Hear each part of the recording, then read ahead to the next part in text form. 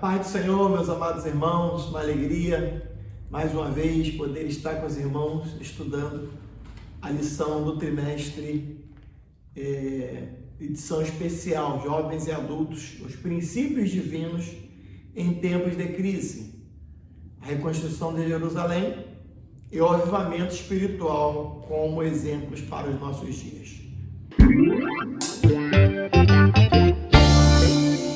A lição de hoje é como vencer as oposições à obra de Deus. Lição do dia 9, lição 9, do dia 30 de agosto de 2020. Essa lição tem no tópico 1, 3 subpontos, no tópico 2, 6 subpontos e no tópico 3, 3 subpontos. Nós vamos aprender sobre como vencer as oposições à obra de Deus. O texto áureo, mas em todas estas coisas, somos mais do que vencedores por aquele que nos amou. Romanos capítulo 8, versículo 37. Verdade prática, quando depositamos nossa confiança em Deus, descobrimos que Ele é muito maior do que os obstáculos que encontramos. Nós estamos com a lição bíblica em classe, em Neemias capítulo 4, versículo 8 até o 20, e 1 João capítulo 4, versículo 4 e capítulo 5, versículo 5.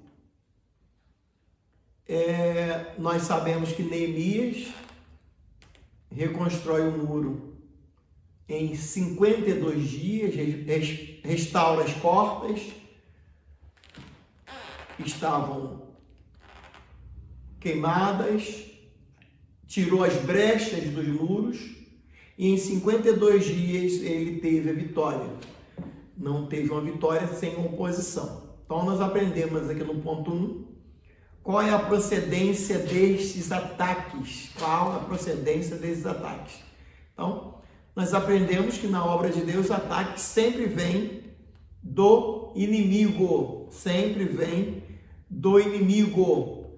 Nós vemos a Bíblia Sagrada, lá em 1 de Pedro, no capítulo de número 5, o versículo de 8, capítulo 5 de 1 de Pedro, versículo 8, que diz: sede sóbrios e vigiai, porque o diabo, vosso adversário, anda em derredor, bramando como leão, buscando a quem possa tragar. Então, nós vamos entender que a nossa luta não é contra a carne, nem contra o sangue, como vai nos ensinar Efésios, que diante dessa luta, nós temos que resistir no dia mal, tendo feito tudo, ficar firmes, conforme está em Efésios, no capítulo 6, no versículo 13. Então, nós aprendemos aqui o quê? Que nós não devemos fugir, mas devemos encarar, como diz a Bíblia lá em Tiago, capítulo 4, versículo 7. Sujeitai-vos, pois, a Deus, resisti ao diabo, e ele fugirá de vós. Então, temos que aprender que nesta luta contra o mundo invisível, a arma mais eficaz é a nossa fé. Então, a gente pode perder tudo na vida, só não pode perder a nossa fé, como diz a palavra de Deus. Vamos ver o que diz 1 João capítulo 5, versículo 5, quando diz quem é, 1 João 5, versículo 5, quem é que vence o mundo, senão aquele que crê que Jesus é o Filho de Deus. Então, nós estamos aprendendo com a Bíblia, a palavra de Deus, que a gente pode perder tudo nesse mundo, só não podemos perder o quê? A fé em nosso Deus. Então, as nossas armas, quais são as armas da nossa milícia? Olha o que a Bíblia vai dizer, meus amados irmãos, lá em 2 Coríntios, no capítulo 10, no versículo 4, ele vai dizer que as armas da nossa milícia não são carnais, mas sim poderosas em Deus para a destruição das fortalezas. Então, nós precisamos entender que Neemias enfrentou 52 dias para reedificar o muro, edificar os muros, mas ele enfrentou lutas e venceu todas elas no nome de Jesus. Então, de que forma os inimigos ou o inimigo procura atingir a nossa fé, né? Nós aprendemos que não podemos perder tudo menos a nossa fé. Olha o que Gálatas, olha que 1 Timóteo, no capítulo 6, versículo 12, vai dizer: milita a boa milícia da fé, toma posse da vida eterna, para a qual também foste chamado, tendo já feito boa confissão diante de muitas testemunhas. Vou repetir o texto: milita a boa milícia da fé, toma posse da vida eterna, para a qual também fostes chamados, tendo já feito boa confissão diante de muitas testemunhas. Quais são as formas que o inimigo procura atingir a nossa fé? Então, o inimigo tenta atacar a nossa fé das mais variadas maneiras. Vamos lá? Sarcasmo desencorajador, ataque dos inimigos, desunião interna e falsas acusações. Então o inimigo ataca com a arma do desprezo, o inimigo ataca com a arma do escárnio, o inimigo ataca chamando nossa atenção para a imensidade da tarefa, o inimigo usa contra nós boatos e as mentiras, o inimigo usa como arma a astúcia e o inimigo usa como arma as ameaças. Então, meus amados irmãos, são 6 subtópicos do tópico 2, quando fala que o inimigo procura atingir a nossa fé. Vejamos então o tópico que fala que o inimigo usa contra nós boatos e mentiras. Nós vamos entendermos que quando a gente tem Deus no coração, nós vamos ver isso lá em Neemias, que eles simplesmente levantaram boatos, levantaram mentira, mas Neemias estava focado, Neemias estava no reino, Neemias estava olhando em Deus. Olha o que a Bíblia diz em 2 Coríntios, no capítulo 4, no versículo 4 em diante. 2 Coríntios, capítulo 4, versículo 4, do 4 em diante, estamos falando do inimigo, usa contra nós boatos e mentiras, nos quais o Deus deste século cegou os entendimentos dos incrédulos, para que não lhes resplandeça a luz do evangelho da glória de Cristo, que é a imagem de Deus. Porque não nos pregamos a nós mesmos, mas a Cristo, Jesus, o Senhor, e nós somos vossos servos por amor de Jesus. Porque Deus que disse que das trevas resplandecesse a luz, é quem resplandeceu em nossos corações para a iluminação do conhecimento da glória de Deus na face de Jesus Cristo. Versículo 7 do capítulo 4 de 2 Coríntios. Temos, porém, esse tesouro em vasos de barro, para que a excelência do poder seja de Deus e não de nós. Então, nós aprendemos aqui, nesse texto, que o inimigo, sim, ele usa calúnias, boatos e mentiras, e às vezes internamente, dentro do ambiente eclesiástico, e também externamente. Mas eu gosto muito da palavra de Mateus, né? Eu gosto muito do texto de Mateus, no capítulo 5, capítulo 5 de Mateus, versículo 11 e 12, quando diz assim: bem-aventurados sois vós, quando vos injuriarem e perseguirem, e mentindo, disserem todo mal contra vós, por minha causa. Exultai e alegrai-vos, porque é grande o vosso galardão nos céus, porque assim perseguiram os profetas que foram antes de nós. Então, quais são as armas que o inimigo usa para atingir a nossa fé? Desprezo, escárnio, tenta dizer que a tarefa é grande, que a gente não vai conseguir, como foi isso em Neemias, e boatos e mentiras. Aí eu gosto de Mateus 5, quando faz assim, quando fala, você é bem-aventurado. Imagina, meu irmão, minha irmã, aluno da escola dominical, de que quando alguém está cometendo um boato contra você, o nome já diz boato, não é verdade, e mentiras, por causa do nome que você professa, versículo 11, você é bem-aventurado. Então, se você tem fé em Deus e vive uma vida de fé em Deus, você está focado, não perca o foco por conta da calúnia. Não perca o foco por conta do escárnio. Não perca o foco por causa de mentiras, por conta de acusações. Eu aprendi com um grande líder que você não deve responder à acusação e à mentira. Se você está na verdade, se aquilo que estão falando de você é falso, fique tranquilo, porque você é bem-aventurado. Deus tem vitória para a sua vida. Deus tem vitória para a sua vida. Então, não responda. Eu tenho aprendido na minha vida cristã, na minha caminhada cristã, a não responder acusações, não responder mentira. Tenho aprendido a usar as mídias sociais de uma forma bem tranquila, de maneira que glorifica o nome de Deus.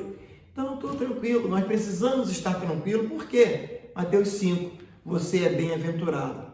Então, a astúcia do inimigo, lá ele vai dizer que Neemias ele responde o seguinte: eu não tenho que te dar ouvido, Neemias 6:3, estou fazendo uma grande obra de modo que eu não vou poder descer, ou seja, eu não vou te dar atenção.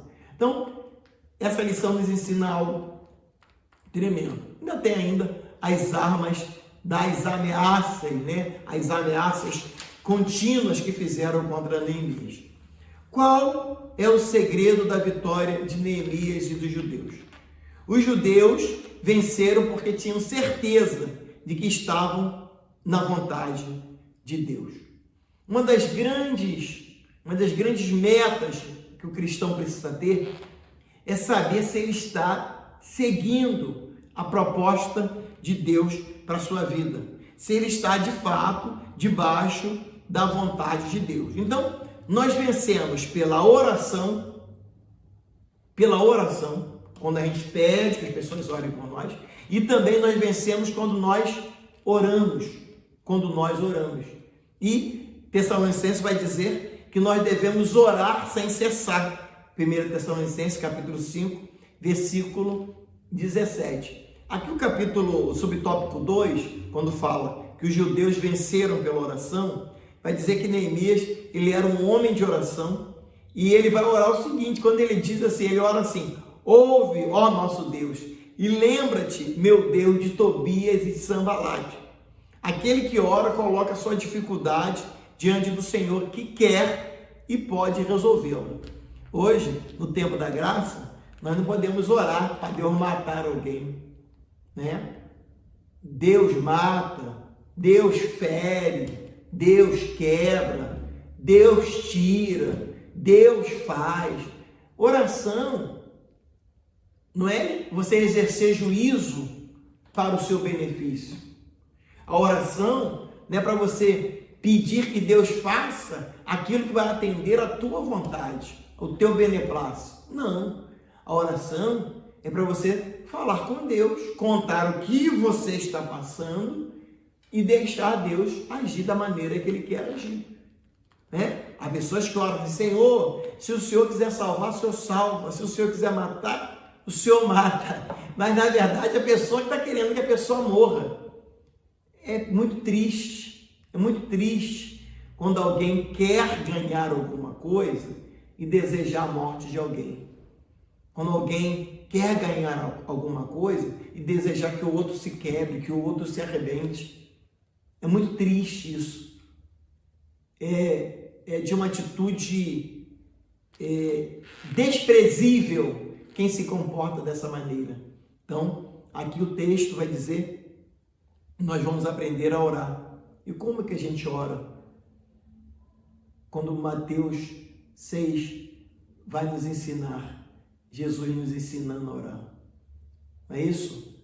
Nós vamos aprender com a Bíblia. E nós precisamos orar também pelos nossos inimigos.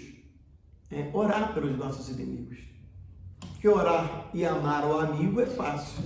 Eu quero você orar e amar, ver você orar e amar o seu inimigo. Então, o inimigo nós entregamos nas mãos de Deus, sem dar sentença para que Deus faça. O inimigo você entrega na mão de Deus e pede a Deus que Deus olhe para as ameaças que estão nos fazendo. Deus olha para as ameaças. Senhor, olha o que está acontecendo com a minha vida, Senhor. Olha o que estão fazendo com meu filho. Olha o que estão fazendo com a minha filha. Entra com providência. E Deus vai agir da maneira que Ele quiser agir. Mas eu quero te dar aqui um conselho. Um cristão nunca deve comemorar a morte do seu inimigo. O cristão nunca deve comemorar a morte de alguém, entendendo que essa morte de alguém vai lhe trazer benefício. Que Deus tenha misericórdia de nós. Então, nós vamos aprender que devemos orar. Jesus deixou-nos esse ensino e esse exemplo. Nós vamos aprender que a oração e a súplica no Espírito, Efésios capítulo 6, 18, vai nos mostrar isso. E aos Colossenses ele escreveu: perseverar em oração. O que é então perseverar na oração? Perseverar na oração aqui é impedir que alguma coisa nos estorve de orar. Perseverar em oração aqui é você pedir a Deus para que Deus guarde também os seus pensamentos e os seus sentimentos em Cristo Jesus, porque o inimigo quer nos impedir de orar. Perseverar na oração aqui é persistir em orar. É orar até que venha a resposta. Devemos orar até que venha a resposta. E também nós vamos aprender aqui, e aqui eu vou dar um ensinamento, que é a letra D da sua revista, quando fala assim: persistir em orar é uma prova de que o Espírito opera em nós. Zacarias capítulo 12, versículo 10, que fala sobre o espírito de súplica, O espírito de súplica. Nós vemos muita gente, às vezes, falando assim: e existe espírito de oração? Não é isso? Você já foi ensinado por alguém, Alguém já perguntou para você, alguém já brincou com você. Me mostra na Bíblia onde está o espírito de oração. Quando alguém diz assim: vai lá, pode ir que eu vou estar aqui orando com você em espírito. Está aqui, está na Bíblia. Está na Bíblia, está escrito na Bíblia. Zacarias, capítulo de número 12, versículo 10. Olha o que o texto vai dizer. Zacarias 12, 10. Olha o que o texto diz: e derramarei sobre a família de Davi e sobre os habitantes de Jerusalém um espírito, ou o espírito, Ou o espírito, na tradução NVI. Na tradução da nova linguagem de hoje diz assim: e derramarei, deixa eu ver aqui, e derramarei na tradução da linguagem de hoje. Naquele dia espalharei o espírito de bondade e de oração. O espírito de bondade e de oração, na nova tradução da linguagem de hoje. E tem uma outra tradução também aqui, que é a tradução da Nova Almeida e atualizada. Estou falando sobre espírito de oração. E sobre a casa de Davi e sobre os moradores de Jerusalém, derramarei o espírito da graça e de súplica. Então, existe sim o espírito de oração. Quando alguém vai fazer alguma coisa, quando alguém está longe, você diz assim: pode ir, que eu estarei aqui em espírito de oração. Sim, existe espírito de oração, espírito de súplica. Zacarias capítulo 12, versículo 10. Então, o Espírito Santo ora em nós enquanto nós trabalhamos, enquanto nos ocupamos de nossas tarefas diárias. O Espírito Santo se preocupa acerca da posição do nosso corpo, não se preocupa acerca da posição do nosso corpo para orarmos. O importante é orar. É claro que Deus ele olha a atitude do nosso coração. Se você quer orar deitado por preguiça, Deus está vendo. Se você está orando em pé, amém, orando de joelhos, amém. O importante é Deus entender que a posição do seu corpo na hora da oração é uma posição de devoção. É claro que às vezes a pessoa está tão cansada, que resolve orar deitado. Deus olha, é a intenção do seu coração. E aqui nós vamos aprender muita coisa aqui sobre esse quesito aqui de orar. Deus olha a atitude do coração. Então, qual é a procedência que nós devemos entender dos ataques contra a obra de Deus? Então, a procedência sempre é do diabo. Você não precisa, tem crente aí que está tão crente, está dizendo coitadinho do diabo, tudo é o diabo. Sim, mas tudo é o diabo mesmo. No reino de Deus, a oposição que vem contra a obra de Deus é a obra do diabo.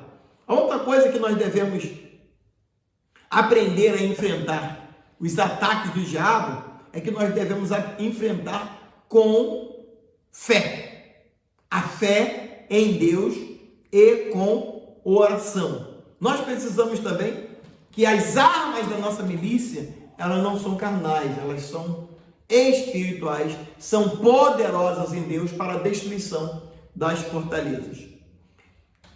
Como que os judeus venceram? Venceram pela oração. Como é que nós vamos vencer? Também pela oração. Paulo vai nos recomendar que nós oremos sem cessar. A obra do templo foi reconstruída, dos muros foram reconstruídas em 52 dias. Em 52 dias, Neemias, sob o comando de Neemias, o muro foi totalmente restaurado. O que nós podemos tirar dessa lição para nós? É o que diz lá em Romanos, no capítulo 8, versículo 37. Mas em todas essas coisas, somos mais do que vencedores por aquele que nos amou. Então, a oposição sempre vai existir na obra de Deus. Por melhor que você seja, por mais santo que você seja, por mais perfeito que você seja, sempre haverá oposição na obra de Deus e também oposição contra a sua pessoa. E o que é preciso fazer? Ter uma vida de oração. O que é preciso fazer? Não perder o foco. O que é preciso fazer? Manter a fé em Deus. Então, nesta aula, nós estamos aprendendo. A verdade prática vai dizer que quando depositamos nossa confiança em Deus, descobrimos que Ele é muito maior do que todos os obstáculos que encontramos. Que Deus tenha misericórdia de nós. Vamos aprender que a fé é uma arma contra a oposição. Vamos aprender que a oração é uma arma contra a oposição. Quando estamos na igreja, a união é uma arma contra a oposição. A vigilância é uma arma contra a oposição. A obra de Deus vai triunfar quando nós entendemos da grandeza de Deus e entendemos que Deus quer nos usar. Que Deus tenha misericórdia de nós. Que Deus tenha misericórdia da sua vida. Que nós aprendamos com a palavra de Deus. Orai sem cessar. Deus te abençoe. Se você ficou comigo até agora, não esqueça de se inscrever no canal e compartilhar essa lição maravilhosa. Semana que vem estaremos juntos, em nome de Jesus. Vamos orar. Pai querido e bondoso, nós te louvamos por este dia e nós te glorificamos, nós te exaltamos, nós te bendizemos. Nós sabemos, Pai, que a luta é grande, mas também sabemos que a vitória é certa, em o nome de Jesus. Amém e amém. Deus te abençoe e até a próxima aula.